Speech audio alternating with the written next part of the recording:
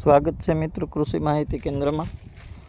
આજે હવામાનની અપડેટની વાત કરીએ તો આજે તારીખ 25 મે અને સિસ્ટમની વાત કરીએ તો મધ્ય ભારતમાં એક એન્ટી સાયક્લોન સિસ્ટમ સક્રિય છે અને જે 700 HPH ઉપર અત્યારે જે પાકિસ્તાન અને અફઘાનિસ્તાન ઉપરથી સૂકા પવનો વાય એનું સ્ટ્રોંગ પવનો વાય છે, એટલે કોઈ પણ સિસ્ટમ અત્યારે ગુજરાત ઉપર કે ઉત્તર ભારતમાં કે મધ્ય ભારતમાં આવે એવું લાગતું નથી।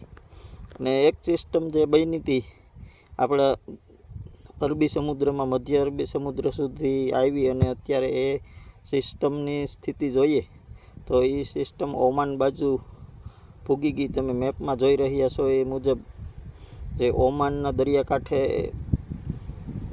ગઈ છે અને આ પરિસ્થિતિ અત્યારે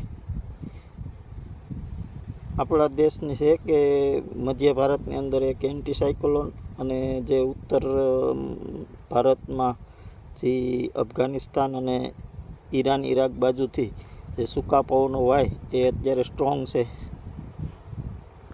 મિત્રો આમાં સુધારો 1 તારીખ પછી થાય એવું લાગી રહ્યું છે। મિત્રો આ સ્થિતિ અત્યારે જો તમે મેપમાં જોઈ રહ્યા છો એ આવતી 29 તારીખની છે અને આ સ્થિતિ છે 29 તારીખે એક સિસ્ટમ આપણે વાત કરી હતી એ પ્રમાણે દરિયાકાંઠે બનવાની હતી, એ પણ બની છે, પરંતુ જે આ સ્ટ્રોંગ પવનો છે, જે સૂકા પવનો છે એ વધારે ને વધારે સ્ટ્રોંગ થતા જાય એના હિસાબે આ સિસ્ટમ પણ આપણા ભારતને કે ગુજરાતને કોઈ અસર કરે એવું લાગતું નથી।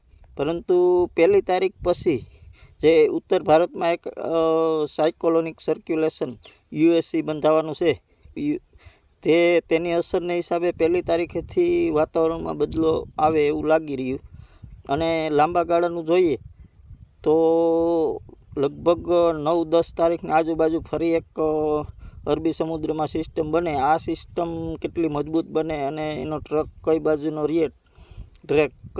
રહે એ ઉપર આપણે સમાચારની ગતિવિધિની વાત રહે, બરાબર। તો આ અપડેટ લાંબા ગાળાની કહેવાય, એટલે આમાં થોડોક ફેરફાર થાય, પણ અત્યારેની અપડેટ જોઈએ ને તો અત્યારે જે સૂકા પવનો વાય એને હિસાબે આપણે થંડરસ્ટોર્મ પણ થતા નથી અને 1 તારીખેથી થોડુંક વાતાવરણમાં બદલો આવે એવું લાગી રહ્યું છે। Thank you. માહિતી સાચી લાગી હોય, સારી લાગી હોય તો ફોલો કરવાનું ભૂલતા નહીં।